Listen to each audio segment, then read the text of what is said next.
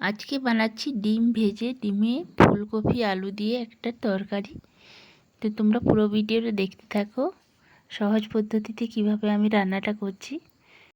তো আমি একটা ডিম নিয়েছি, বাটিতে ফাটিয়ে নিচ্ছি, অল্প একটু নুন দিয়ে ভালো করে ভেজে নিচ্ছি কড়াইয়ে।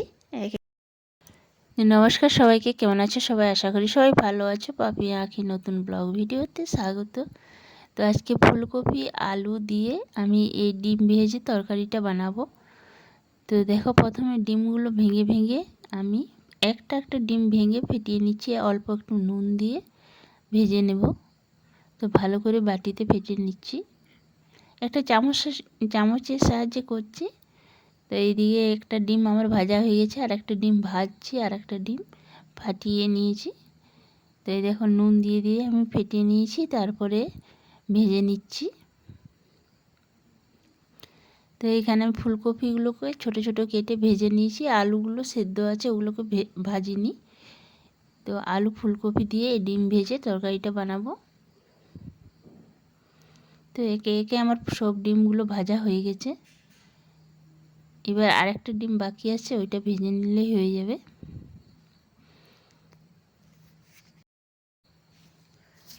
তো এই দেখো, এইভাবে আমি সব ডিমগুলো ভেজে নিলাম। তো ডিম ভাজা হয়ে গেছে, এবার রান্না করব।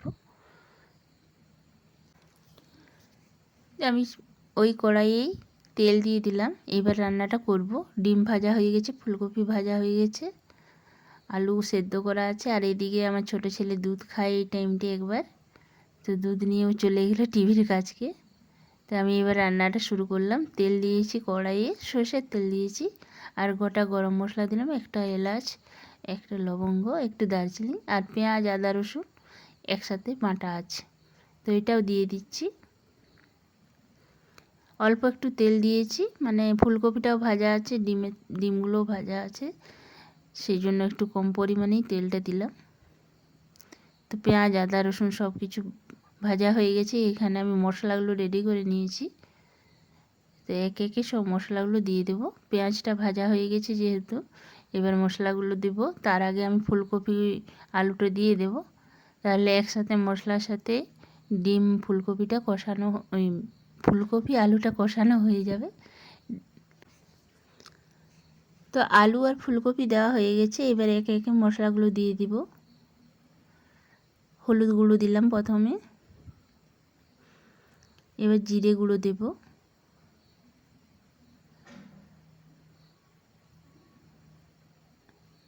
আর সামান্য অল্প একটু লঙ্কার গুঁড়ো দেবো, কারণ কাঁচা লঙ্কা অল্প একটু দিয়েছি। তো ভালো করে মশলা দিয়ে কষে নিলাম। এবার অল্প একটু নুন দিলাম, যেহেতু ডিমগুলো আমি নুন দিয়ে ভেজেছি সেহেতু বেশি নুন লাগবে না। তো ভালো করে কষে নিলাম ফুলকপি আলু। এবার আমি পরিমাণ মতো জল দিয়ে দেব। যে জল দিয়ে দেব, যতক্ষণ না জাল আসছে ততক্ষণ আমি ডিমগুলো ছাড়বো না, আগে জালটা চলে আসুক রান্নায়, তারপর ডিমটা ছেড়ে দেব।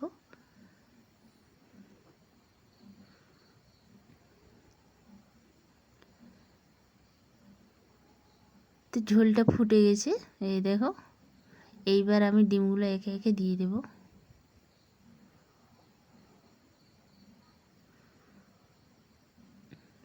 তো কড়াইটি ছোট হয়ে গেছে, ডিমগুলো একদম ভর্তি ভর্তি হয়ে গেছে।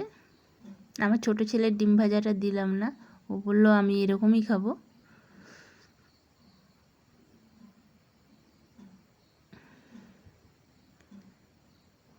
ও বললো আমি ঝোলের ডিম খাবো না, আমি ভাজা ডিমটাই খাবো, সেই জন্য। তো 4টে ডিম দিয়েছি, তো কড়াইটা ভর্তি হয়ে গেছে। তো আমি একটু খুন্তির সাহায্যে ইপিট উপিট করে দিচ্ছি, আর ফুলকপি আলুগুলোকে একটু উপরে উপরে দিয়ে দিচ্ছি। তো মিনিট 5 ফুটিয়ে নেব, তাহলে আমার রান্না হয়ে যাবে। আর শেষে আমি গরম মশলা দিয়ে ফুটিয়ে নামিয়ে রেখে দেবো, তাহলে রান্নাটা আমার কমপ্লিট হয়ে যাবে। তো এইভাবে একবার বাড়িতে অবশ্যই রান্না করে খাবেন। কেমন হয়েছে রান্নাটা অবশ্যই কমেন্ট করে জানাও। আর ভালো লাগলে অবশ্যই একটা লাইক করো, কমেন্ট করো আর সাবস্ক্রাইব করো। আর আমার ভিডিওগুলো পুরো তোমরা দেখতে থাকো। আর সবাই ভালো থাকো, সুস্থ থাকো। তো রান্নাটা প্রায় হয়ে এসছে। এবার আমি গ্যাস বন্ধ করে ঢাকা দিয়ে রেখে দেবো। গরম ভাতের সাথে খেতে খুব সুন্দর লাগে। তো এই দেখো আমার রান্না হয়ে গেছে, এবার নামিয়ে দিলাম।